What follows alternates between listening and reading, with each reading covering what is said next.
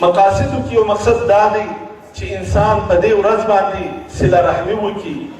او حدیث کې راځي رسول الله صلی الله علیه وسلم فرمایي وایي څوک چې دا غواړي چې د ده ژوند الله رب العالمین ورزیات کړي او د ده په رزق کې برکت راولي نو فلیصل رحمه دی دې صله رحمي کوي. او صله رحمي دې ته نه وایي که یو دوست تا سره ښه کوي نو ته به ښه ورسره کوې. لیس الواصل بالمکافئ. صله رحمي دې ته وایي چې یو دوست هغه ستا سره بایکاټ وکړي او ستا سره سلام قطع کړي بیا موږ ته سلام راچې او ته به پر ده باندې پوښتنه کوې. نو نن ورځ چې کوم د دې اختر مبارک د اختر متعلق کوم اهم مسایل دي په دې کې یوه مسله دا ده چې انسان هغه به صله رحمي کوي.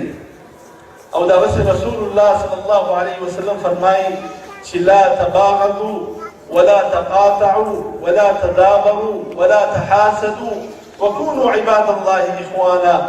یو د بله بغض مه سره کوئ، یو د بله حسد مه سره کوئ، یو د بله مخ مه سره اړوئ، یو د بله بایکاټ مه سره کوئ، بلکې داسې سئ کله ټوله چې ورونه یاست.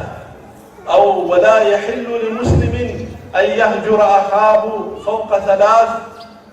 اس مسلمان ته دا جایزه نه ده چې د درې ورځې څخه زیات دی د یو چا سره بایکاټ وکړي، سلام و کلام د هغه سره منع کړي. د دې څخه منع راغلی ده. او بل حدیث کې رسول الله صلی الله علیه وسلم فرمایي وایي تفتح ابواب الجنة یوم الاثنین والخمیس. وایي هره دوشنبه او پنجشنبې په ورځ باندې د جنت دروازې الله رب العالمین خلاصوي.